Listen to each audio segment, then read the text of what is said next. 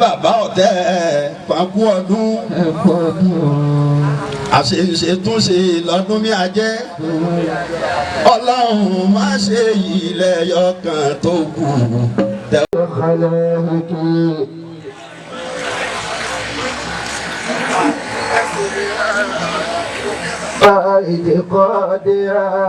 أعوذ بالله من الشيطان الرجيم بسم الله الرحمن الرحيم أعوذ بالله من الشيطان الرجيم بسم الله الرحمن الرحيم. ẹ dákun ẹ̀yin bàbá wa àti ẹ̀yin ìyá wa tí a jọ wà níwájú àwọn àgbàlagbà ẹ jẹ́ a jọ sọ pé bismillahir rahmanir rahim. bismillahir rahmanir rahim. bismillahir rahmanir rahim. bismillahir rahmanir rahim. bismillahir rahmanir rahim. bismillahir rahmanir rahim. الحمد لله رب العالمين. الحمد لله رب العالمين.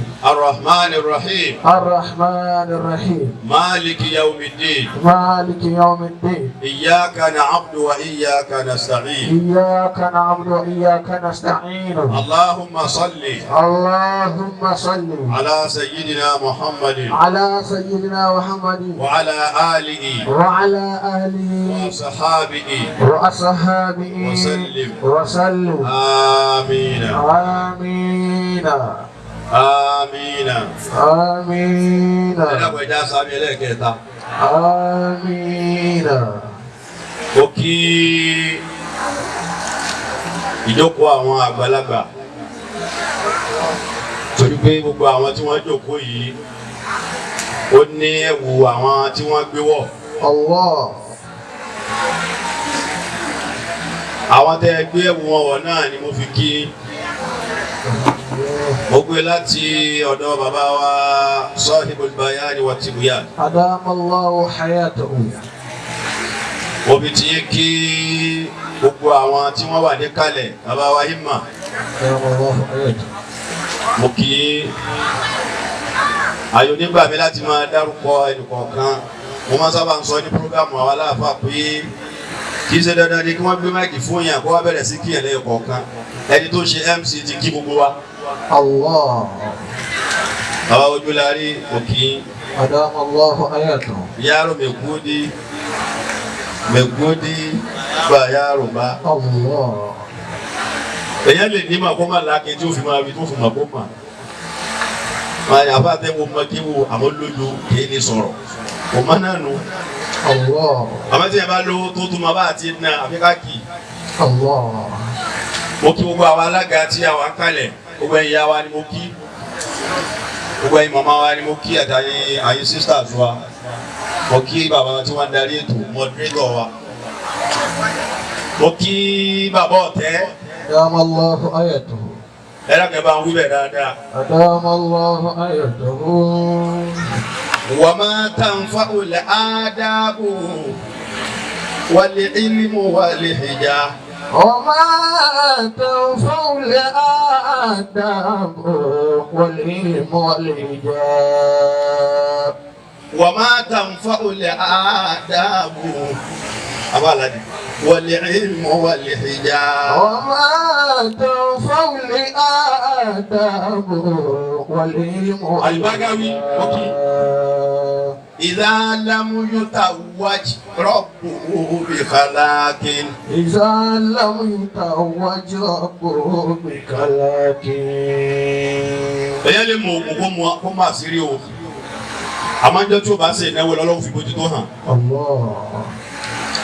Bàbá wa bàbá ọ̀tẹ́ ó bá yín dúpẹ́ lọ́dọ̀ Ọlọ́run púpọ̀. Alhamdulillah. Gbogbo tí yẹn bá ti ṣe rí tó bá wà ní lẹ́mù yẹn yóò máa wá rò pé sígbà tó ń wà báwọn sórí bá ń fún un. Allah. Bí a bá pè é lájá náà sì lè sì ó lè kàn síra rẹ̀.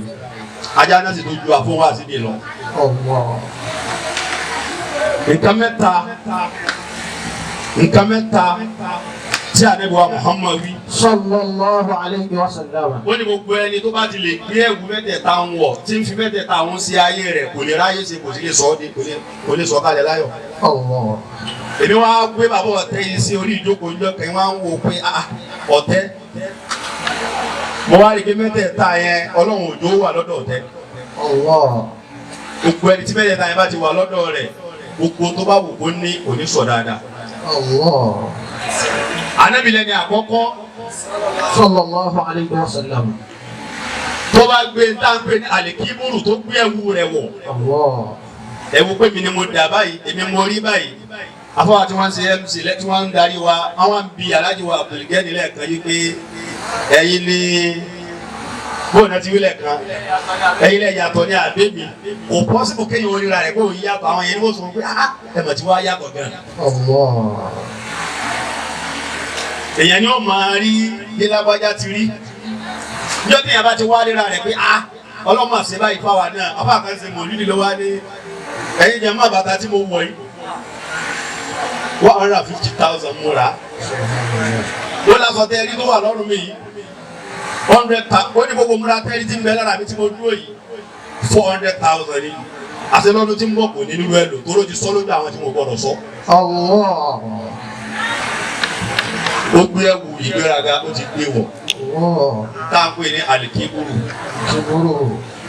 Ọlọ́run yọ eléyìí lè kúrò láyé bàbá ọ̀tẹ́. Alhamdulillah. ẹlòmí ò ní ìdajì tí bàbá ọ̀tẹ́ nípa tí ò jẹ́ gbogbo àbá àdúgbò gbádùn. kéwù náà ọ̀mọ yẹnjú ìyá àṣírí tó fi halẹ̀ náà ọ̀mọ yẹnjú ìsábì tó tún lò mà tó mọ bíi ti bàbá bàyá ní ọ̀tún mọ yẹnjú. àkọ́kọ́ dùn torí pé lóbi ti wà yìí èmi kàn dédé máa ń ṣe kí ni máa yàn yọrọ o èyí ti sọ́ọ́dì ẹ̀ ní ẹ̀dá bí ẹni yìí nǹkan báyìí wà lára rẹ̀ nǹkan báyìí wà lára rẹ̀ ó ní àwọn qualification báyìí ṣé mo rí bó ń sọ MC. ẹlẹ́ẹ̀kejì tọ́lọ̀ fi ṣàánú bàbá ọ̀tẹ́ tọ́lọ̀ wò jẹ́ wọ́n sínú agbárin òní òun náà ni alhassad. kìí ta gbogbo àwọn tẹ́lẹ̀ tí wọ́n jókòó yìí kálukú kàwé ẹlòmíì ní masters lọ ẹlòmíì ní PhD àbíkẹ́lẹ́ pé ó ní lọ́wọ́ gbogbo tí wọ́n wá ní lọ́wọ́ yẹn tí wọ́n bá ti rẹ́ni tó ju àwọn lọ wọ́n máa ń fìbà fún àwọn láàrin aláàfáà kò sí lẹ́wù sáfù kan gbogbo àjọ jòkó yìí nìsín àwa tá a máa dá mọ̀ wípé bàbá bàyá ní ìṣẹ́gbẹ́ wa o bẹ́ẹ̀ náà ibẹ̀ kọ́ báwa ti mọ ẹlòmíì náà gbọ́dọ̀ mọ̀ wípé lágbájá ni bàbá yìí mèé ṣe gírí àmọ́ láàrin aláàfáà kò sáà ní lẹ́wù tí wọ́n náà ti jáde sánábì ó ti já nánu. kéètà yẹn lànàbì sọ wípé sì yóò bá ànábì mọ́. kódà abáde lọ́rẹ́ adé abáde àdúgbò ẹ̀yọ́ bá ànábì ara lọ́rí lọ́rí láwà yìí lónìí gbọ́dọ̀ láti dé ẹ̀yọ́ ara lọ́rí ẹ̀yọ́ bá ànábì ara mọ́kà. ẹ̀ má jẹ́ òbí ànábì ara mọ́kà ládàá lónìí tó ń gbẹ lọ́rọ̀ àwọn ayé bá ànábì àti wọ́n gbádùn sálẹ̀. Ànábì ní iyyakum wal hasada fa inna al hasada ya'kulu al hasana kama ta'kulu an-naru al hataba. Ànábì ló sọ fún agbègbè yẹn yẹn àtẹnkírun àtẹngbàwé gbogbo tẹ́ ẹ bá ń ṣe ẹ má ṣe kì í tara yín ó lè ẹnì kí wá kan náà yóò dáa fún yín jọra yín lọ bẹ́ẹ̀ bá ti fi ọjọ́ orí pín nǹkan bèlísì ti fẹ́ bẹ̀rẹ̀ ní bí ọmọdún mélòó ni níjẹ́ olódáyé níjẹ́ olódáyé báwo ìwọ́n mọ tọ́lọ̀ ń kọ fún ni ọdún tó kọ fún wọn náà rárá máa dì í mú máa mójútó. Odi méjì ṣùgbọ́n àti sọ́lẹ̀ kẹta ní wàá ti ṣùgbọ́n àná rọ̀ bíkà. Ọlọ́run ò ṣe bàbá ọ̀tẹ́ lẹ́ni tí máa kéé tẹ èèyàn tí bàbá ọ̀tẹ́ bá dóde ẹni tó bá wá bí lónìí tí ò bá náwó lóde ọ̀tẹ́ wàláhì mo fẹ́ lè sọ yí pé oko òkú púpọ̀. Al-Bagawi Abọ́láyínká bí bàbá ọ̀tẹ́ bá dóde aláàfáà yóò wá náwó táwọn yóò máa béèrè pé ṣé àbá yẹn onílé epo ni àbí ẹ máa tẹ̀wó bì kan ni. Ẹni kí mo sọ̀rọ̀ gbéraga lẹ́ẹ̀kan ìsinú ayé wọn nínú ẹni tí máa sábà gbèsè gbéraga nínú aláàfáà àwọn adáàmọ́ jáná sí mi ìwà náà jáná sí mi nígbà tá à ń jà fáwọn alájà àgbà àwọn kan bẹ nígbà náà tó yẹ pé àwọn bàbá wa kan tá jẹ́ aṣáájú wa tá bá jọjọ kó lẹ́lẹ̀ báyìí lẹ́kọ̀ọ́ wọ́n sì ti máa rí lára àwọn kan yìí pé ṣé kò ní kó ń jáná sí lẹ́nu lọ́sẹ̀ báyìí èmi bí òun lọ́mọ ẹ mọ̀ pé tí máa ń jáde sí ti máa kọ́kọ́ rò pé gbogbo kí ó lò ó ti mọ̀ èdè bóyá ní eléyìí ní báyìí ní eléyìí tó wá wọ pé lẹ́nu mi ní ìbá wí àfáà mi ò lè ṣe wá sí wọ́n kàn ń lo ọ̀nì tí wọ́n bá rí ọwọ́ sí wá sí. ẹlẹ́kẹta yàrá òbẹ̀gbọ́ ni ẹlẹ́kẹta ni alihẹ́rìsù ojú kòkòrò ojú kòkòrò ló jẹ́ kí ọ̀pọ̀lọpọ̀ àfáà kó so ogun ilé bàbá wọn nìkan gbé fẹ́lẹ́ ẹlòmíì. bí bá ti jòkó ilé mi mẹ́rin lọ́dún tó yẹ pé ìsábì nìkan wọ́n mọ̀ wọ́n sì ní o fẹ́ máa mójútó kí ó mójútó kí lóòótọ́ àmọ́ ìsábì náà ó yẹ kó mójútó tààrà ká máa yí pé ogun ilé àbábá wọn nù. ilé ìgbéni kan ń tàdáwà tá a bá débẹ̀ tá a bá tàdáwà wọn ò ṣe dáa tó ó dàbọ̀ yẹ pé ìyá àgbàlagbà kan náà ni ó máa ṣe kó gbọdọ̀ máa ṣẹlẹ̀ nínú ilé wọn. ojú kòkòrò tó wọ ara aláàfáà lónìí wípé gbogbo táwọn olówó ní àwàfáà náà fẹ́ ní lónìí yìí tá a jogún lọ́dà nẹ́bí Muhammad yẹn àmójútó mọ́. sallallahu alayhi wa sallam. bàbá ọ̀tẹ̀ gbọ́ bẹ́ẹ̀ gbogbo àfáà tẹ bá ti rí tí wọ́n bá ti ń wádìí rẹ̀ tí wádìí ni pé wọ́n ti ń wádìí rẹ̀ kọjá bó ti yẹ etí ń kú kọjá ewé nù. bàbá wa mẹ́rin ní jẹ́yìí. Adamallahu ayatuhu. ẹlẹ́gàá bá wúlẹ̀ dáadáa. Adamallahu ayatuhu. ọlọ́run wọlá bó ti ṣe wọ́n. bẹ́ẹ̀ yẹn bá fẹ́ sásá bí obìnrin là tó ọba wo yìí tó fẹ́ sásí dáadáa tó bá lọ jó obìnrin là ti ń jó òjòjò payé ni. ojú èyí tó fẹ́ sásọ́dọ̀ yẹ kó fẹ́ lábájá làfáà mi. wọ́n wá béèrè pé sẹ́yìn tó jẹ́ àfa rẹ̀ ń sọ tó pé àfa èèyàn rí. sọ́ọ̀bù rẹ̀ ńlá rí òjò tó bá dìgbò òjò tó bá dìgbẹ̀ ẹ̀rùn tó rùn bá rán jù sí òun ò lè jọ máa pa yín lábẹ́ òbí ẹ̀ náà. ọlọ́run ní kí bàbá ọ̀tẹ̀ ó gbọ́dún mẹ́tẹ̀ẹ̀ta. ọlọ́run bá a ti máa ń pé náà rè nígbà tá a fà láyà ń ka àwọn bàbá tí ń kà lẹ́ẹ̀kan èso bàbá mọ́dìbò ó ní gbogbo àwọn bàbá tí wọ́n ti ń kà yìí ẹ̀ tó bẹ̀rẹ̀ ó ní gbogbo àwọn bàbá tí wọ́n ti ń kà yìí náà wọ́n mà sáyé bàbá náà ti ń ṣe yìí lọ́kàn gbogbo ayé náà lè sí mà sókò rẹ̀ bẹ́ẹ̀ náà tí wọ́n máa dá akọ lọ́la. ǹtí ẹ̀ mọ́ tí ì wí mọ́ ṣé ò ládi ọlọ́run gba bàbá ọ̀tẹ́ lọ́wọ́ wa. àwọn tí ó sàbí ti lọlé Yorùbá ní igi tó bá pẹ́ igi tó bá tọ́ kì í pẹ́ nígbó. bàbá mi rìn jésì ni wọ́n wí lọ́dọ̀ mi bá ní 2009. wọ́n ní igi tó bá Yorùbá máa ń sọ pé igi tó bá tọ́ kì í pẹ́ nígbó. wọ́n ní ṣe báwọn yẹn náà ni wọ́n ń gé. àtàwọn tí wọ́n mọ gígé àtàwọn tí ó lọ sèṣì gígé igi onígi. yìí tá a ní ogé kọ̀hún wọ́n máa ń sí gé ẹ̀rù ìgé fa wọ́n ti gé tán wá ní ìyóò ká ní ẹgé àwọn tí wọ́n á gé náà nù. Ọlọ́run ní jó wọ́n sí gé yín gé. Àmín. ẹ bá ń sàmí fún wọn o. Àmín. ẹ bá ń sàmí fún wọn o. Àmín. àti bàbá ọ̀tẹ́ pápú ọdún. èyí pé dàbí àbálẹ̀ lálẹ́ tí òfin ti Nàìjíríà ṣe ebi wulẹ̀ pa ni. ọwọ́ sọ lárúbá bí wèrè ọwọ́ subhana rabbika wèrè ni ọ̀nù ọ̀wá rí bí kọ́sínà sàláàtì kan ní kọ́ fi gbé lẹ̀. akíbàbá ọ̀tẹ́ pàkú ọdún àṣeṣe tún ṣe lọ́dún bí ajẹ́ Ọlọ́run má ṣe yìí lẹ́yọ̀kan tó kù tẹ ó ṣe tẹ ò fi dágbére fáyé. Akíbàbá ọ̀tẹ́ pàkú ọdún. Akíbàbá ọ̀tẹ́ pàkú ọdún. Àṣeṣe tún ṣe lọ́dún bí ajẹ́ Ọlọ́run má ṣe yìí lọ́dún tó kù tẹ ó ṣe tẹ ò fi dágbére fáyé. Akíbàbá ọ̀tẹ́ pàkú ọdún. Àṣeṣe tún ṣe lọ́dún bí ajẹ́ Ọlọ́run má ṣe yìí lẹ́yọ̀kan tó kù tẹ ó ṣe tẹ ò fi dágbére fáyé. Akíbàbá ọ̀tẹ́ pàkú ọdún. Ó ti ṣẹ́gun nígbà jẹ́ mọ́.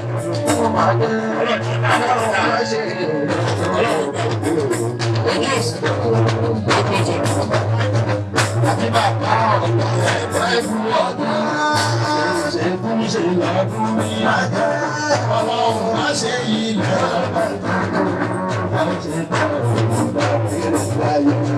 Àti bàbá ọ̀tẹ́ pàkú ọdún.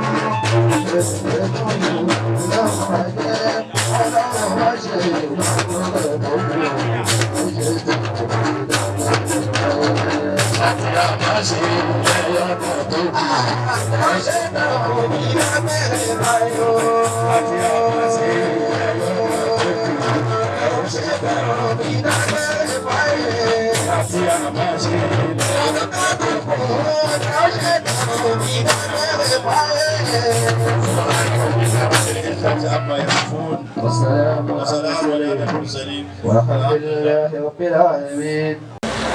ẹlòmíà lójú àánú lágbárí àmọ́ kò ní fi rí náà.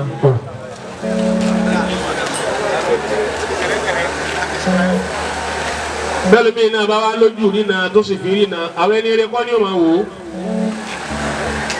méjèèjì ọlọ́run òjò sí fún àìnú rìbọ́ wọ́n lójú àánú wọ́n sì fi rí náà àwọn ẹni àánú náà làwọn fojú wò wọ́n ọlọ́run ojú àwọn méjèèjì ọlọ́run máa jò fọ́. àìnú rìdọ́ ìtọ́lọ́run ti ṣe sẹ́yìn ọlọ́run níjó dàrú. Àmín. gbogbo ilé kálukú ọlọ́run máa jò túká. Àmín. ọlọ́run máa sì jò dàrú. Àmín. gbogbo àlùbá tí máa wọlé tọ̀rọ̀kọ̀rọ̀ fi wá wọbẹ̀ ọlọ́run dákun jọ̀ọ́ jàre má dalẹ̀ kó amaru. ojú bàbá wa Sahibul Bayani tì mí jòkó torí pé mo dá a mọ̀ bẹ́ẹ̀ pé wọn ò dilẹ̀ débẹ̀. ìfẹ́ bàbá wa Al-Muqaddam Abubakar Isa bàbá ọ̀tẹ́ wọ́tọ̀ wíwẹ̀ kò ní bàjẹ́ fún ẹ. أدام الله حياته. wọ́tọ̀ ọba máa wí fún bàbá ọ̀tẹ́ ìwọ náà ráhùn kó jọ tí ń wí fẹ́ àtà o. أدام الله حياته. òun ní tiwọn tí wọ́n fi wà ń jòkó títí dì sí bẹ́ẹ̀ bá lọ Maulidi bàbá wa Amirul Jaishi lálẹ́ àná yóò rí i pé ojú tó ń bá pàdé náà ní aṣọ ló yàtọ̀. láàárọ̀ yìí náà mo mọ̀ pé oríṣi kọ́ọ̀lù táwọn àlùfáà Alhaji Abibu ti pa yóò ti jìnnà fóònù àbá Abibu gbọdọ̀ wá ń títàn báyìí àbá Abdulsalam fóònù wọn gbọdọ̀ sí ń títàn báyìí tó fi mí lọ́kàn balẹ̀ ní kí wọ́n máa láfa Abdulgafari kẹ́ tó dé ìtọ́lọ́mbá ní yóò rí yín. La ilaha illallah. bọ́bá wa rí bẹ́ẹ̀ mo pe bàbá wa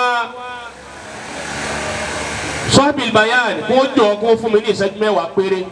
إن شاء الله إن شاء الله. mo fà ní Muhammad bẹ̀yìn kó má wàá jásí pé ọmọ kìnnì kan là ń rán sí kìnnì kan mo mà sí kó yín púpọ̀ ó sì jọ mi lójú. kílẹ̀ lẹ́sẹ̀ أيوة. ìwọ ni bàbá bàyá tíra tí mo Imam Gambari bẹ́ẹ̀ ni lábẹ́ àṣẹ wọn lẹ́sìn wa Imam Gambari làwọn yọ̀ǹda tíra tí mo polówó yìí bí ẹ bá fẹ́ rà wọ́n ní ká wọ́n máa kiri ẹ̀ nísìn الله. wọ́n máa kiri tíra náà nísìn pẹ̀lú òkú ọlọ́run wọ́n sì ti summarize rẹ̀ léèkó fẹ́ni tí lárúbáwá rẹ̀ ò bá yé pẹ̀lú òkú ọlọ́run just 2,000. 2000 naira. kí ni tiẹ̀. Okay. agbani tá a fẹ́ dé nísìn Alhaji Abdulgani ẹ ti mọ̀ pé lọ́dún tẹ ẹ wá lọ́dún kẹta sísìn ẹ̀mẹ́ta là á máa pa àwọn tá a fẹ́ fún láwọn ọdún a máa ti scrap rẹ̀ lọ́dún ìyàsọ́ ẹ̀kan ṣoṣo tó ẹ̀kan ṣoṣo la fẹ́ pa láwọn ọdún tẹ́lẹ̀ bá a bá pè wọ́n á là fi wọ́n hàn á tún pè wọ́n á gbowó àwọn ọdún á tún pè wọ́n á gbowó donation àmọ́ lọ́dún yìí a pa gbogbo ẹ̀ pọ̀ a pè yín lẹ́ẹ̀kan ṣoṣo nísìnyí nǹkan mẹ́tẹ̀ẹ̀ta àwọn ẹ̀ sì ṣe papọ̀ náà tó ọlọ́run kó dákun kó darí ẹ̀mí mi lọ síbi tí ìjókòó yóò ti ṣe dáadáa. Àmín. ẹni àkọ́kọ́ tí wọ́n kọ́kọ́ fẹ́ pè àwọn náà ni the executive director FCMB mo pè yín mo sì kí yín sórí ìjókòó torí pé ẹ̀ sí lára aláwọ̀ ọdún àmọ́ padà pè yín létà. hayyo fil hayati hayyo fil mamati shaykhuna salati la ilaha illallah hayyo fil hayati hayyo fil mamati shaykhuna salati la ilaha illallah.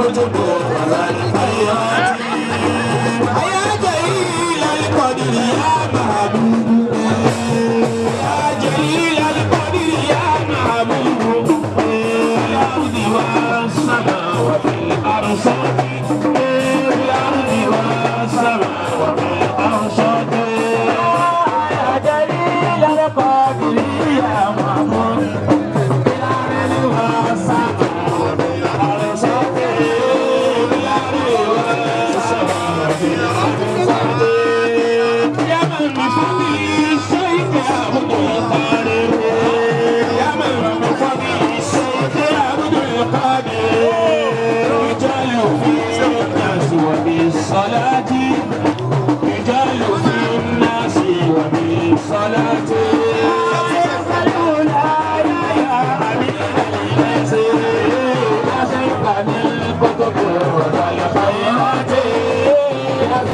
يا أمير الجيش يا شيخنا الكتب وذا الخيرات يا شيخنا الكتب وذا الخيرات bàbá wa ni wọ́n dé yìí Maulana Sheikh Yahya Amirul Jaysh gbogbo ẹni ó sọ bẹ́ẹ̀ gbogbo ohun tó ń ṣe láyé yóò máa lójútùú àmín ọlọ́run dá lẹ́nu àlàáfíà yín lò pẹ́ àmín ya Allah àkú náwó látọjọ́ yìí èyí tó tún kù lẹ́yìn náà ní April nílọrin ọlọ́run bá wa ṣe àmín ya Allah ànábì lọ́dọ̀ ọlọ́run. àmín. I was inviting the executive director FCMB UK and Nigeria láti wá sọ kí ni wọ́n fẹ́ fún jàmá. Bí ẹ bá ṣe kó ti di tradition àwọn tí wọ́n bá ga báyìí tí wọ́n máa fẹ́ ni pé tí wọ́n bá ń lọ kún náwó sí àwọn àlùfáà náà sì máa fẹ́ bẹ́ẹ̀ kẹ́ sóríire kí gbogbo kálukú ó rí kórìíre rèé. Ìjòkó yìí ó fà sẹ́yìn látọdún ká àti ń ṣe ọlọ́mọdé ó fà sẹ́yìn lónìí. Ẹni tọ́lọ́ bá darí ẹbí mi sí ti bá kọ́ pè báyìí ní máa jẹ́ ìjòkó ṣe yọ̀tọ̀ mi dáadáa. Ọlọ́run dákun má sì mí darí lónìí o. àmín. Ẹ má bọ̀ sà. Mo sọ pé ẹ̀mẹ́ta là á máa fẹ́ pé yàn àmọ́ ọjọ́ ti lọ ẹ̀kan náà la fẹ́ ṣe lọ́dún yìí.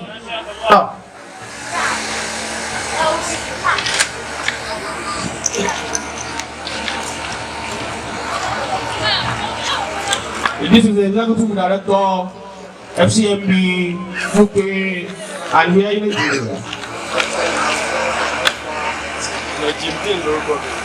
And his name is Najimuddin. Alhaji wa Najimuddin Abubakar.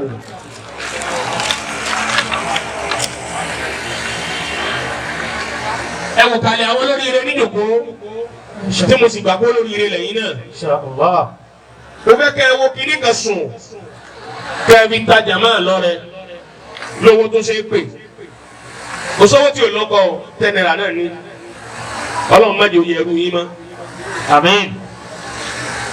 Mo fẹ́ kẹ́ ẹ fọ́yán mu kẹ́rù ó bẹ̀ kọ́ ṣé Yorùbá àwọn ó yé dáadáa. Bó ni a ti fẹ́ sọ èèbó ẹ fọ́yán mu grand iyán kẹ́rù ó bẹ̀ kọ́ and the paps will get scared. Báyìí ṣe pásítọ̀. Bàbá kò ní bàjẹ́ fún yín ẹ sọ sí mi létí sà. Àwọn nìkan ni mo fẹ́ gbà láàyè kó sọ̀rọ̀. Bàbá sì ti sọ̀rọ̀ débi tó ti fẹ́ kan owó kó mú máìkì wá. That is the rule. أعوذ بالله من الشيطان الرجيم بسم الله الرحمن الرحيم Allah. ẹ jẹ́ a ṣe ọpẹ́ fún Ọlọ́run alhamdulillah. ẹ jẹ́ a ṣe ọpẹ́ fún Ọlọ́run alhamdulillah. ẹ jẹ́ a kára ọpẹ́ nínú ní ọ̀dọ̀ Ọlọ́run ọba alhamdulillah rabbil alamin. Ọlọ́run ọba tó ní pé kẹ́ gbà mí láyè láti sọ díẹ̀ Ọlọ́run ọba máa gbà fún yín torí pé kí ni ìjókòó kọjá ìjókòó ọlọ́run nìkan ẹni tí Ọlọ́run bá fún ní oore ọ̀fẹ́ láti pẹ̀lú gbogbo àwọn tí wọ́n wà nínú ìjókòó yìí kó dúpẹ́ lọ́dọ̀ Ọlọ́run ọba. Allahu akbar. Tẹ́ bá wò dáadáa bàbá tí a bá wá ní ọjọ́ tèmi ohun Ọlọ́run ọba ló dá wa pọ̀ àti ọjọ́ tí mo ti mọ̀ wọ́n ni mo fi wọ́n tọrọ lọ́dọ̀ Ọlọ́run ọba àti ọjọ́ tí mo ti mọ̀ wọ́n ni mo ti ara wọn dúpẹ́ ní ọ̀dọ̀ Ọlọ́run ọba ó ti rí bẹ́ẹ̀ kò ní bẹ́ẹ̀ mọ́ Ọlọ́run ọba ò ní fi ṣe tiwọn ìyẹn lákọ̀ọ́kọ́ lẹ́lẹ́kejì èyí tó tún jẹ́ ọpẹ́ wa ni pé a dá ọjọ́ ìní a dá ti àná Ọlọ́run bá mú ọjọ́ náà dúró àná dùn ó lárinrin èyí tó wá ṣe kí ni èyí náà dùn ó lárinrin inshallah eléyìí tí ẹ tó wá fẹ́ ṣe ní April náà Ọlọ́run bá jẹ́ kó dùn ó lárinrin lẹ́lẹ́kẹta. Lẹ́yìn náà ni wọ́n gbàgbọ́ pé Ìlọrin ló ní Kùránì tó pọ̀ jù. Allahu Akbar. Torí pé kí ni tí ìyọ̀ bá wo gbogbo àáfà jùlọ mọ̀ ní òfò ìròyìn látàárọ̀ kò sí ọwọ́ ìyà ní ara ẹnì kankan. Ọlọ́run á jẹ́ kí wọ́n torí ọlá Ìlọrin ti ara yín kíkẹ́ ó ṣe kí ni kó gun ọ̀pọ̀ ké. Èmi ti ṣe ìlérí pé máa padà sílé kí lẹ́yìn tẹ̀lé. Ọlọ́run bá gbà fún wa. Àmín. Kò sí nǹkan tí ìyọ̀ mú wá sí ìjókòó yìí tó pọ̀ jù. Nínú òní, nínú ọlá ni, nínú ògbò ni.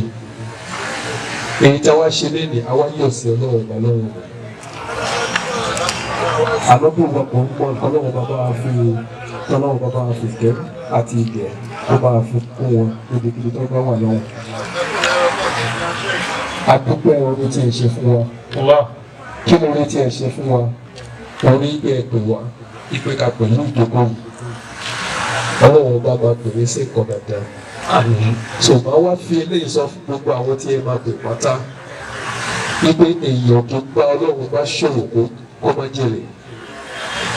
Gbogbo nǹkan tí Ọlọ́run bá fún èèyàn kó fi ṣe kí ni kó fi ṣe ti Ọlọ́run. Gẹ́gẹ́ bí mo ṣe sọ lẹ́ẹ̀kan, kì í ṣe ti owó nìkan. Gbogbo èèyàn tó gbọ́ pátá tó wá nínú ìjókòó yìí. Gbogbo èròǹgbà àwọn oní ti dáadáa kọ́lọ́run bá máa gbọ́ wa ní àṣẹ. Gbogbo ẹni tí ẹ̀dẹ̀ dúró tì wá náà ààyè ẹ̀dẹ̀ padà lẹ́yìn wa. Gbogbo àwọn afáàtọ̀wọ́ wà bí kéékèèké tẹ́lí pé káà náà kí á ké fún wọn. Torí pé báwọn ṣe ń ké fún wa lọ́lọ́run bá ń gbà fún wa. Eléyìí tí Ọlọ́run bá dẹ̀ ràn wọ́n àwọn náà pé ká ké fún wọn kọ́lọ́run bá jẹ́ ọmọ jẹ́ bẹ́ẹ̀ fún wọn àti gbogbo àwọn táwọn àánú ìjókòó yìí. Àmín. A'udhu billahi minash shaitanir rajim. Bismillahir rahmanir rahim. Qala rabbi ishrah li sadri. Àmín. Wa yassir li amri. Àmín. واحلل عقدة من لساني يفقهوا قولي Àmín. واجعل وزيرا من أهلي هارون Àmín. واجعل به نصري Àmín.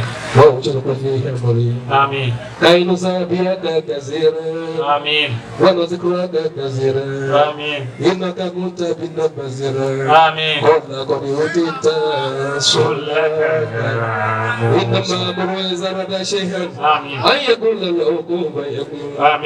أنا الذي بيده ملكوت كل شيء وإليه ترجعون سبحان ربك رب العزة عما يصفون والسلام وعلى المرسلين والحمد لله رب العالمين. nídìílé I have 5 million naira nílẹ̀.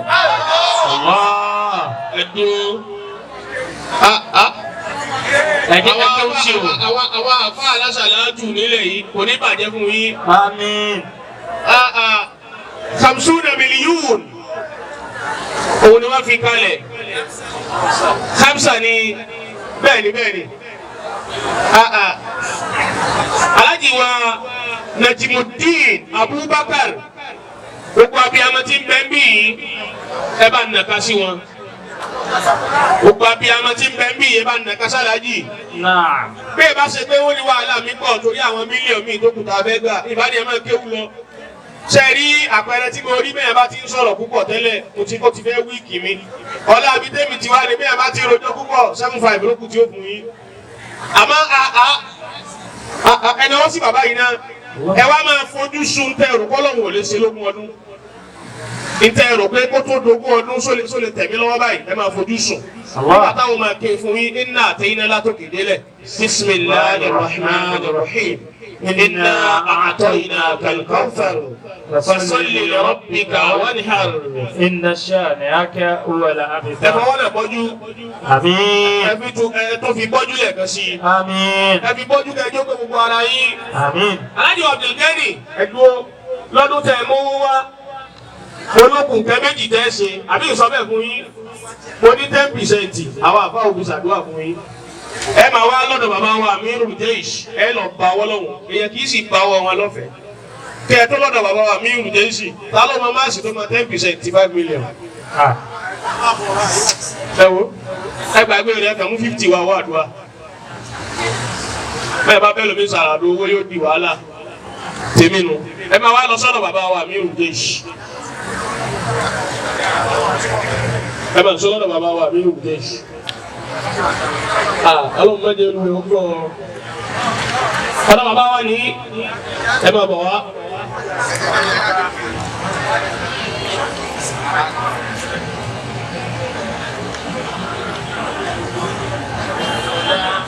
يا الأولاد يا أمير الجيش يا شيخنا الكتب وذا الخيرات الله شيخنا الكتب وذا الخيرات الله يغفرنا يا أمير الجيش يا شيخنا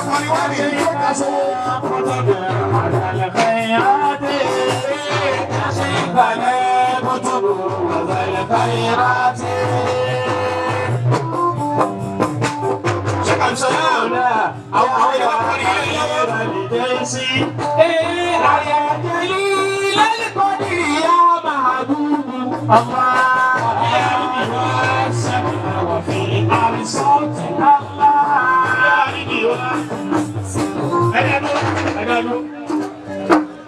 ọ̀dọ̀ Alhaji wa Najmuddin Abubakar ni mo wà wọ́n sì ti fún jàmáà. Kí ẹ̀yin fẹ́ kó dàpọ̀ ni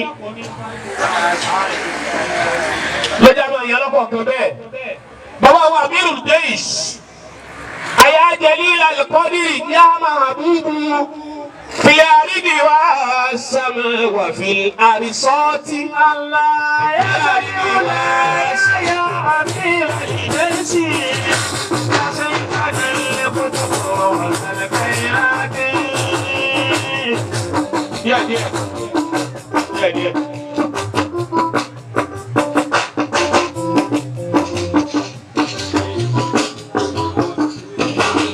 Alhamdulillah.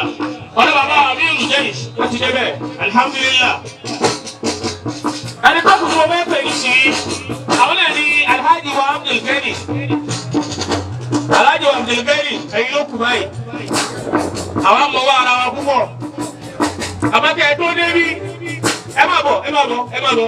Alhaji Abdulgani ẹ máa bọ̀. Yá máa bí fọ́dí yìí ṣáyíkì Abdulgani. Ìjálù fi náà sí wàmí sọ́láàtì. Ìjálù fi náà sí wàmí sọ́láàtì. Amirul Jaysh, I love you. Ya shaykhana al-qutb wa dhal khayrat. Bàbá mi ń bá ìwà ọ̀gbẹ́fẹ́ mi ẹ sọ pé yásàlì ùlá Amirul Jaysh ya shaykhana wa dhal khayrat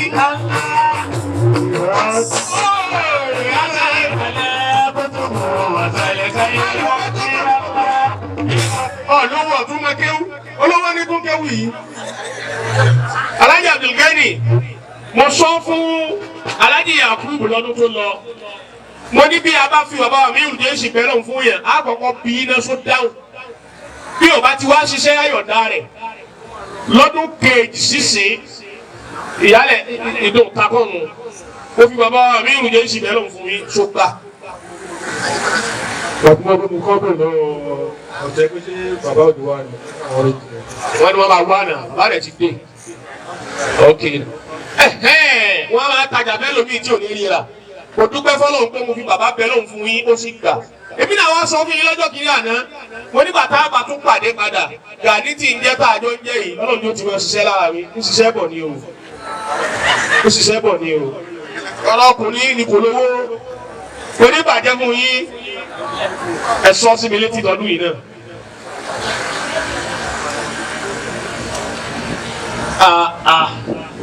Ẹ bà mí lọ́wọ́. Ọlọ́run dákun ìwọ́n tó ọlọ́lẹ̀ sọmọ rẹ̀ làbí dùn. Ọlọ́run mi jẹ́ ìsìnkú ọkọ̀ sọmọ mọ́lọ̀ sọmọ làbí dùn wọ́n máa kẹrẹ̀ jẹ́ náà ni. Abdulgani ni bàbá sọ̀yẹ̀ Abdulgani tí ò tí ì lówó tẹ̀sí mi alápẹ̀rẹ̀ pé yóò rò lára rẹ̀ ẹ pẹ́ ràn mí fún un.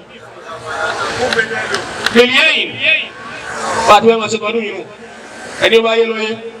Bàbá mi jẹ́ sẹ́yìn ti gbọ́ mi. Kìlìyẹ́yìn wọ́n ló bá kéwú lọ kéwú. Ẹ bá ń gbọ́ lọ́n tóbi fún wọn. Allah. Àdé ẹ gbọ́ lọ́n tóbi. Allah.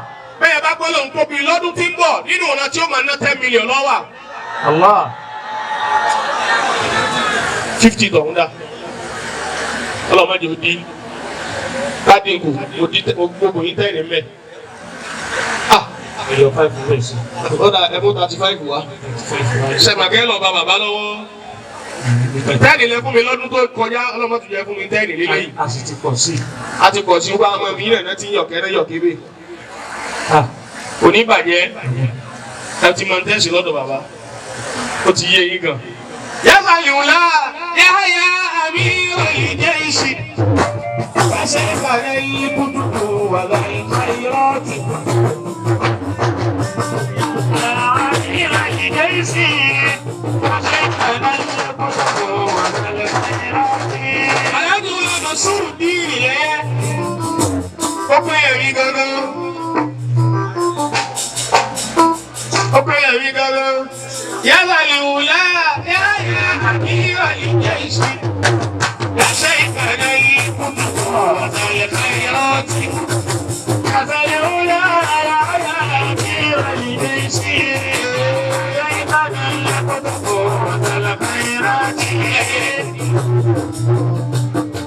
Oníbàjẹ́ fún yín, oníbẹ̀ẹ́ bàjẹ́ fún yín. Ìtẹ́bi ń wò nù o, ìmọ̀ bóyá ó wù ẹ̀yìn. Bí ti ń wò yín lórí ìjòkó látẹ̀kan, bí à ń bọ̀ ní ó bá fi ilẹ̀ gbogbo ilé yín lọ́wọ́. Àbí gómìnà wù yín ni. Èyí tó ga jù bẹ́ẹ̀ lọ lọ́dọ̀ Ọlọ́run ṣe fún yín. Ẹ sọ̀rọ̀ sí mi létí, ọ̀rọ̀ ayọ̀. La ilaha illallah. Adaliula.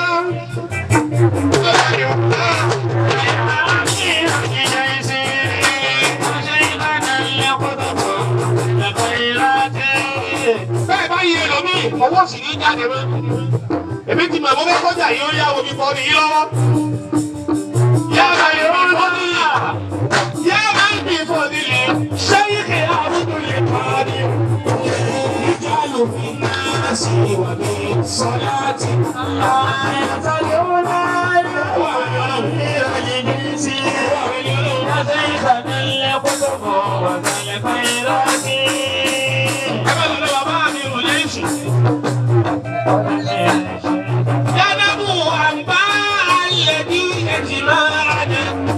Bàbá ọ̀tẹ̀ tó lè mọ̀ kí ni wà lè bá ọkọ̀ tì.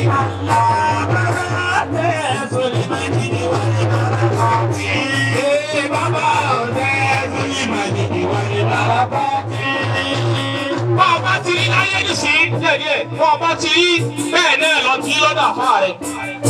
Bí bá ti gbé fún oṣù nìsín, bọ́ọ̀ tí lọ́dà fà rẹ̀ nù. Mo ní Yánábà ní àǹbá lẹ́dí ẹ̀jì mẹ́rin náà. Bàbá ọ̀tẹ̀ Zulmajidi wà ìbárọ̀kátì. Bàbá ọ̀tẹ̀ Yánábà àǹbá lẹ́dí mẹ́rin náà. Bàbá ọ̀tẹ̀ Zulmajidi wà ìbárọ̀kátì. Aláàjì wa Yusuf, ẹ̀yin ló kù.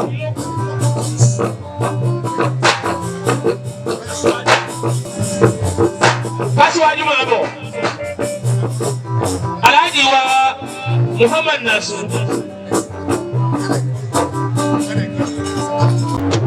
Wọ́n àmì ìlú, wọ́n yẹ ìtẹ́kì ibi ìfúnbíbi. Iṣẹ́ ìwà igi. Ìlíyàtì. tí ìbàjẹ́ fún yín. Ok, ẹ pàlù. Ọ̀rọ̀ tún fẹ́ ṣẹlẹ̀. Ẹ bá ti wá débi owó, ẹ gbé máìkì wá. Sallu ala nabi karim. Sallallahu alaihi wasallam. Mo kí àwọn bàbá wa o àti àwọn ìyá wa náà àti àwọn tí wọ́n dọ̀pọ̀ wá wá síbí ní òní. A dúpẹ́ ní ọ̀dọ̀ Ọlọ́run. Mo mọ àwọn àfáà mi tó ń ṣe ayẹyẹ lónìí. Jídà láti pàdé. Ìgbà tí ọkọ̀ ń kó wa láti Jídà lọ sí Mẹ́kà. So a fi ń pàdé ńgbà yìí. Ìgbà tí a fi máa dé Mẹ́kà a lọ sùn. Ìgbà tó fi di ní àárọ̀ wọn náà fẹ́ lọ tàwáàfù àti alájẹ nọ̀sùnmí. Àwọn ọlọ́kọ́kọ́ kú wa wọ Kàábà táwọn ojú kan Kàábà. Àwa ń sunkún torí àwa máa rí Kàábà ní òwe tẹ́lẹ̀ àti ìfojú kan. Pé ṣé kí ni ìyí tí kò tọ́ ni? A máa ń rí nínú fíìmù, a rí nínú àwòrán oríṣiríṣi. Àwọn wọ́n ní ká ṣaráwájọ pé kàbáàlì àpẹẹrẹ àdúrà fẹ́ ṣẹlẹ̀. Ó dàbí méje ní tàwáàfù àbọ̀ wọn jẹ́ kó lé. Tèmi bá mọ̀ lọ́jọ́ ìbá tó jẹ́ kó lé sí. Torí ká tó kúrò lọ́wọ́ wọ́n ti ń pè wá lé fún gbígbàdúrà. Alhamdulilayi, àwa kúrò lọ́dọ̀ wọn. Mo wá wò pé mi ò lè ṣe èyí torí mi ò kí. Mo wá sọ̀rọ̀ mi láwàdà yìí. Mo wá bí bàbá àgbà fi ń ṣeré tí mo wá fi ń dùn. Tàbí dé àkúrò lọ́dọ̀ wọn. Ọlọ́run tó wá kádàrá pé ìkan náà láti jọ ń sùn láti ń jí. Gẹ́gẹ́ bí wọ́n ti ṣàlàyé wọn lẹ́ẹ̀kan 3 point tó lò fún wọn yẹn gan-an. Wàláì, àwa ọmọ pé olóyìn ọ̀bẹ náà jẹ́ náà, àwọn òdèmọ̀ wa náà, àwọn òpin Sáúdí náà, olókè olóko pẹ̀lú ṣùgbọ́n táwọn tó padà sí Nàìjíríà ní ọmọ olóyìn tó olóko. Alhamdulilayi pé àwa mílíọ̀nù Edo State lèmi ti wálé nìyí. Tí mo ti àbúdọ̀ wá láti ẹ̀yẹ ká wá, mo ti látàrí iye sábà bíkì àfiwá, ọ̀tá ńlá ti wá ti ọdún. Àti wá ilé yìí báyìí. Àti wá ní bó ṣe rí. Inshallah ọdún ó di ọlá ọ̀tún náà láti máa wà lẹ́kọ̀ọ́. Ẹni tí wá tó ń bọ̀ pẹ̀lú ògbọ́ ọ̀lẹ́. Ó tún ẹ́ débi owó. Ọ̀rọ̀ òkàn yìí mánu. Ṣé wọ́n olóríire ní ìpàdé olóríire? Ẹlòmíì ló pàdé ẹnìkan lọ́jọ́ kìíní àná kò dáa fún mẹ́nìsín. Ọ̀rọ̀ yìí wá fún wa ní testimony láti jọ́ tẹ́ ti pàdé àlùfáà wa Mukaddam Isa Abubakar bàbá ọ̀tẹ́ nítorí dáa sí i. Ṣebí convention ni ẹ sọ̀rọ̀ ọdún ní sinmi létí.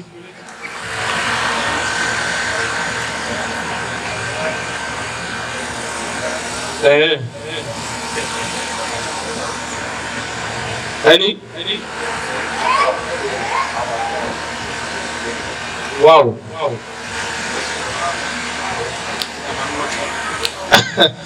àbáyé sẹ́rí ní tí yẹn lè ṣe láyé yìí tó lè gẹ́ tèmi lójú aago ṣáàdánwó bọ́ ọ bá ná agídí ọkàn àbùkù bọ́ ọ bá ti náwó kọ́ra kan kàmílà òkú máa ma wù ọ́ kọ́ Ọlọ́run ló ṣe tiẹ̀ bẹ́ẹ̀ àmọ́ kọ́ má lórúkọ tó wá ní kí lẹ fẹ́ kí làwọn afẹ́ kí ni Ọlọ́run ṣe fún wọn gẹ̀. Bàbá dáadáa yìí wọ́n sọ̀rọ̀ tó dáa sí mi létí mèlìyẹ́ yìí. Àdìgbò pè mí lárúbáwá nù gbogbo ntí mo sọ yìí ògbó àwọn àwọn làfáà tèmi ó ti yé wọn mèlìyẹ́ yìí. 2 million naira ni màá fi lẹ̀. Mo lè mọ̀ pé ọdọọdún náà tún lọ sí àjì. Owó àpò wọn 500,000 this year, inshallah. Ẹ bá ń gbọ́dọ̀ tóbi fún bàbá yìí. Báyìí náà tí wọn bá kà nínú sojú lórí lèmi náà wò ètí ìdánwò. Ọlọ́run dákun fi jòkó ìtàmí lọ rẹ̀. Ẹ sàmí fún mi. Àmín. Èmi náà wò nínú sojú lórí ni. Ẹ ti lọ. Ọlọ́run dákun wọ́n jẹ́ ojú sojú lórí mọ́. Ìtọ̀hún dà. Pẹ̀lú mi máa ń ṣe láì yẹn gbọ́dọ̀ yẹ̀ bá fún un torí yóò yọ pàrọ̀ nù. Àmọ́ tí yín òye jẹ́ pàrọ̀ ní ó jáde. Ó tún bẹ́ẹ̀ pé àwọn náà wọ́n mọ̀ kó tún bẹ́ẹ̀ pé. Bẹ́ẹ̀ wà lọ́mọ́ ká kó sì jẹun ayọ̀ ńlẹ̀ yìí. ẹ lọ kí bàbá wa Amiru Jaysh. Yanabu amba alladhi yajma'ana bàbá ọ̀sẹ̀ ìzúlì màjìdì wà ìbárakàtì. Bàbá ọ̀sẹ̀ ìzúlì màjìdì wà ìbárakàtì. Bàbá ọ̀sẹ̀ ìzúlì wà ìbárakàtì. Ó tẹ̀ jásí pé àtàwọn tá a kè ṣáájú àtẹ̀yìn náà Ọlọ́run ló kì í kú iṣẹ́ fún wa. Bó bá wá rí bẹ́ẹ̀ ẹ sọ̀rọ̀ sí létí torí kò sọ́jọ́ mọ́. Ẹ kà sọ.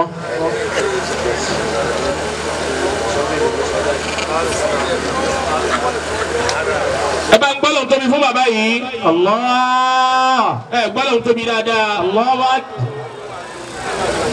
Ẹ lọ kí bàbá wa Amiru Jaysh nísìn àmọ́ ẹ sanwó géètì. Ẹ máa wá lọ́dọ̀ bàbá wa Amiru Jaysh. Bàbá gbọ́rọ̀ lẹ́nu bàbá wa sọ́bì bàyá lè tán yín pè yín fáwọn ọdún yẹn wàá gbà. Ẹnì kejì tí wọ́n fẹ́ pè nísìn àwọn náà ni Alhaji wa Mansuruddin. Ẹ má bínú jàre. Alhaji wa Yusuf. Alhaji wa Mansuruddin lẹ́yẹ ẹ wà nínú àwọ̀dù náà ẹ máa bọ̀. Ẹ kàn máa bọ̀ lásán ẹ kàn máa bọ̀. Ẹ kàn máa bọ̀. Ẹ bá débi mo kàn ní ìbéèrè kan mo fẹ́ bí.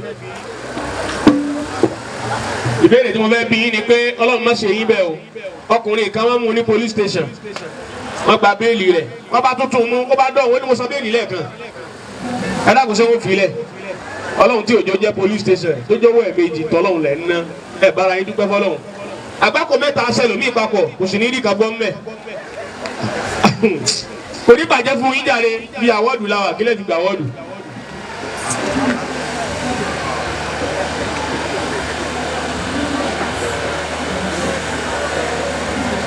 Masha Allah.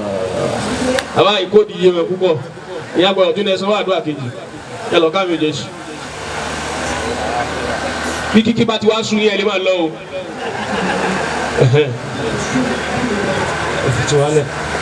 Bàbá wọn ní ẹyí kò ní bàjẹ́.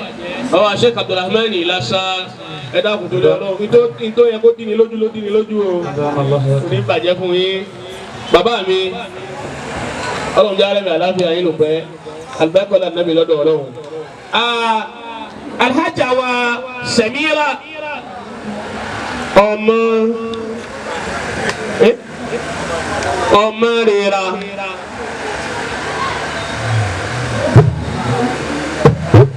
ọmọ rira kọ́ o ọlọ́mọdé rira o kíní kan bẹ láàrin rẹ̀ tí ń pè o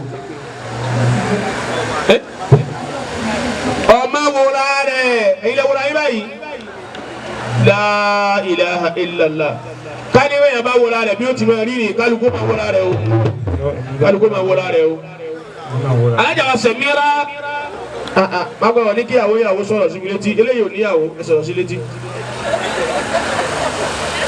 kò níyàwó ẹ sọ̀rọ̀ sí létí gbogbo orúkọ àwọn onímọ̀ fẹ́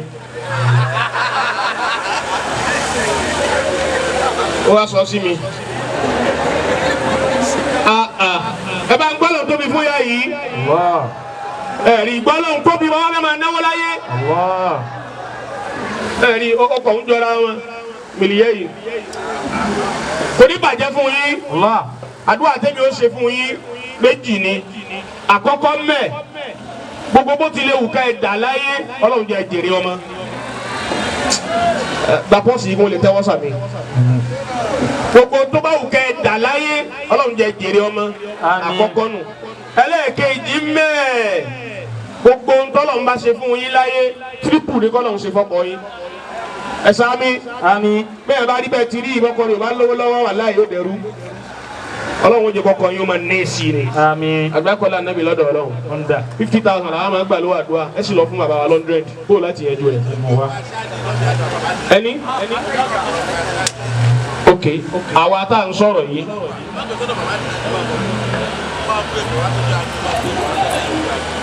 ó ti abẹ́ gbọ́ mi kẹ́ ẹ tó máa lọ́dọ̀ bàbá wa Amiru Jaysh ẹ san 50 ẹ wà lọ san 200 sọ́dọ̀ bàbá ẹni kò sí problem kó láti wá rí we can make a transfer ó kò lè dá fọlọ́sì wọ́n ní ọmọ owó wa bọ́ọ̀fù sọ pé transfer rẹ̀ sí ọtún wa ní kí ni wàhálà ìsẹ̀ǹtì ẹ̀ ewu yá ìdí sọ bẹ́ẹ̀ kò ní bàjẹ́ fún yín wọ́n ní 50 ọdọọdọ mi ní sin by transfer 200 ló sì lọ́dọ̀ bàbá wa bí yóò jẹ́ sí ṣèṣe kí mo ṣe jù báyìí bàbá ẹ má bínú fa ẹ lọ kí bàbá àbó fojú àánú òyìn sí àwa kì í bọkùnrin obìnrin lọ́wọ́ tiwa o tó dáa kó máa lọ náwó sí bàbá tọ̀tọ̀tọ̀tọ̀ ráìtò àánú.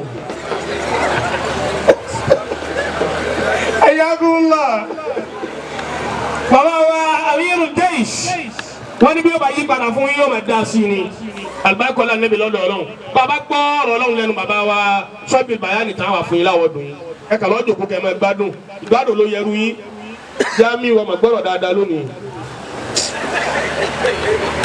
ó lè ṣe wọ́n lè fẹ́ yàwó. Honorable Ahmed Abidemi ẹ máa bọ̀.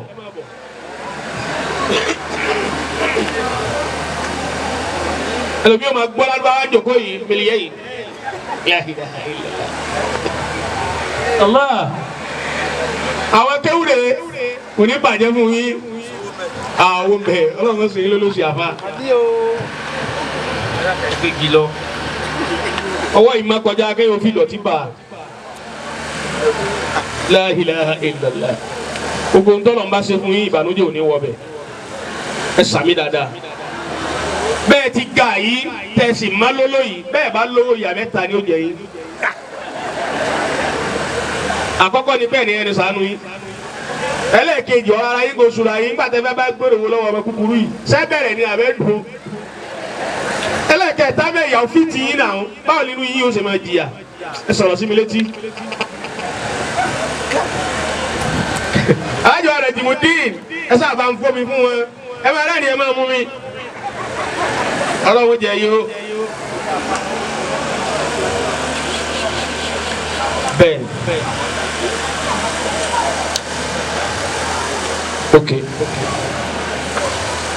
okay la ilaha illallah say we can make a transfer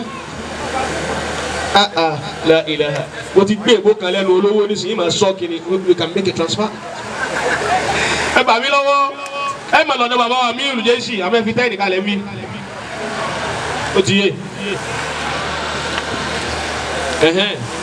ọ̀dọ̀ bàbá yẹn ti mọ̀ pé ńgbà tẹ́mi ọmọ wọn ti lè gba tẹ́ẹ̀nì tí wọ́n ti ó ṣẹlẹ̀ lọ́hùn.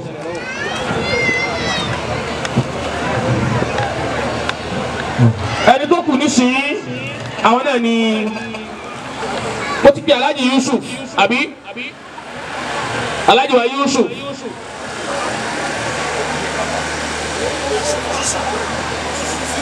Alhaji wa Yusuf ẹ máa bọ̀ sà Susu sáwọn ẹ̀ ń bọ̀ yìí.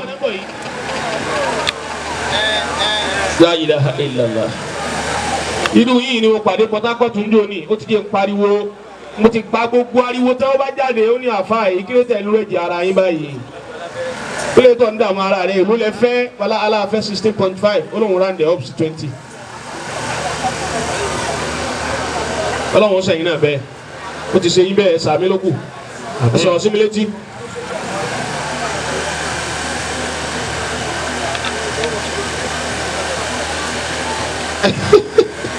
bàbá ayé olóṣèlú ni wọn ọlọ́run jẹ gòkè mẹ́ àfa wọn sàmẹ́lì mi gan o ó dẹ̀ gbà ọlọ́run má sàmẹ́lì ẹ̀yìn náà padà o ẹ̀yìn rí ẹ̀ lọ́tọ̀ọ̀tọ̀ kí wọ́n á tọrọ yín sọ.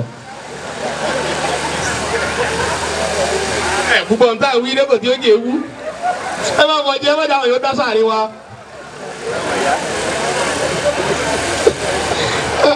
ìrà dáa alùpàpàlà nàbí ẹni tí wàá ṣe ń dá nísìn ẹ lọ kí bàbá wọn lọ gbé nǹkan ọba rí kí bá a ti fẹ́ ṣe tọdún yìí nù wọn gbé kí wọn pè yàn sójú aago kódà wọn máa dákẹ́ kódà wọn rẹ́rìn wọ́n ti mọ̀ kéwèrè ni ọ. ẹni tó kù tí mo fẹ́ pè nísìnyí àwọn náà ni Alhaji wa Abdul Aziz Alhaji wa Abdul Hafiz àti Alhaji wa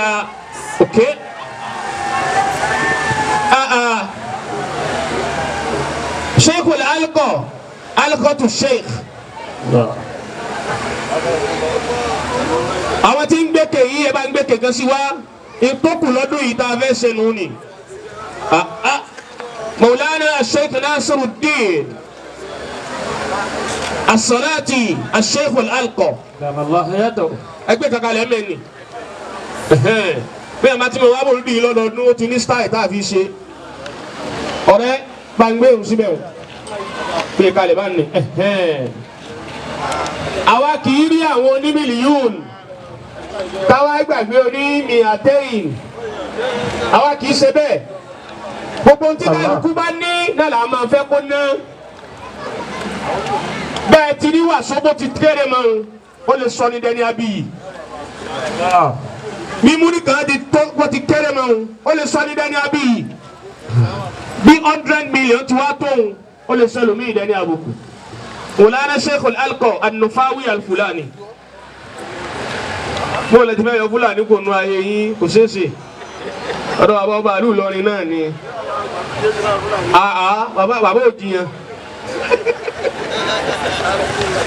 Ọlọ́run járe yìí pé àlùmẹ́pẹ̀lẹ́ ànábì lọ́dọ̀ Ọlọ́run ìtì ń bá bọ̀ ní wípé mo fẹ́ kí gbogbo wa ní ìjòkó yìí bá ti máa ṣe lọ́dọọdún tọ́lọ́run sì máa ń gbà ká tẹ́wọ́ bá ti máa tẹ̀ ẹ tẹ́wọ́ bàbá mi ò dé ṣe ní ká tẹ́wọ́ bẹ́ẹ̀ bá lẹ́ni tí ò tẹ́wọ́ ẹni ohun gbogbo tí ń fẹ́ láyé ó ti rí ìtánu ni gbogbo ń tẹ́ni náà ń fẹ́ láyé ó ti rí ìtánu ni bẹ́ẹ̀ bá lẹ́ni tó tẹ́wọ́ in tó ń fẹ́ láyé tó kù gẹ́gẹ́ bí mi náà ti tẹ̀ yìí má jẹ́ ká kó dí ọwọ́ rẹ lọ́wọ́ láti ní tẹ ní àbọ̀ ṣẹ́jú wá béèrè ntọ́ rò pé Ọlọ́run ò lè ṣe ní kíákíá béèrè wá fojú sùn kí Ọlọ́run tí mo fẹ́ nì sọ bẹ́ẹ̀ fọlọ́run sọ bẹ́ẹ̀ fọlọ́run aládùúgbò náà bá a mú ó kù ti dówó wa ẹgbẹ́ bá ní bí mo ti gbá sí bówó mi náà ni. ṣíṣe sàrà àdúrà yìí gbogbo ohun tí mo tọrọ láàrin ìṣẹ́jú kan yìí Ọlọ́run dákun 1000 tèmi rèé o 1000 tèmi rèé o ìjẹ́jà o kódà ó lágbára débi pé mẹ́jọ ojú 1000 lọ mọ́ mú 1000 bọ̀ tọ́ba fẹ́jọ́ ojú 1000 lọ fi sun tẹ́ nìkan pé ẹni tí ò ní san mo bá san tiẹ̀ ájìmẹ̀kú ní 1000 tí wọ́n ní. tí náà ní bùkátà mi Olúwa bá mi gbé la ilaha illallah ni mo fi tọrọ bùkátà mi Olúwa bá mi gbé la ilaha illallah ni mo fi tọrọ.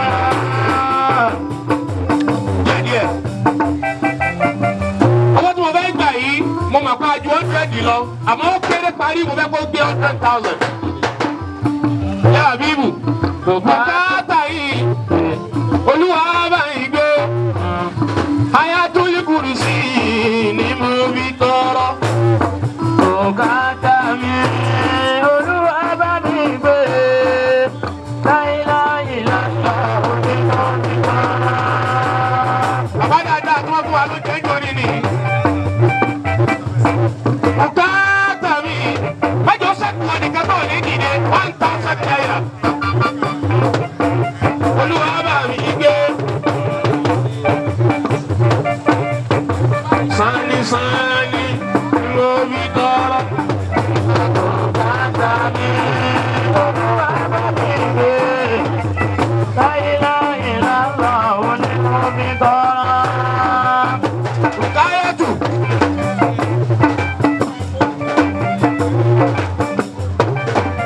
Káyọ̀tù Abídèmí sọ ti tẹ̀lé.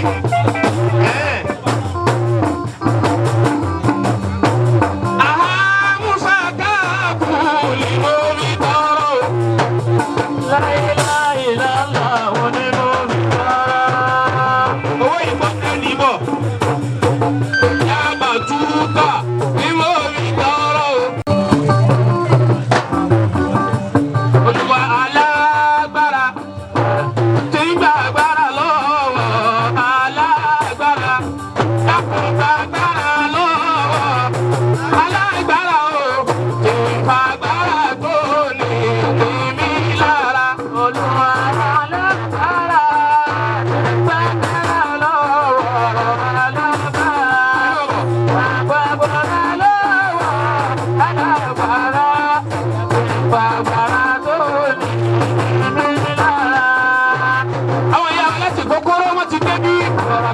ẹ̀ ti débi ìyáwó aláṣẹ màsà wọ́n ti débi ìyáwó alẹ́ sàláàtì wọ́n ti débi àwọn ìyáwó àdìgbòdo fún ìgbàgbára lọ́wọ́.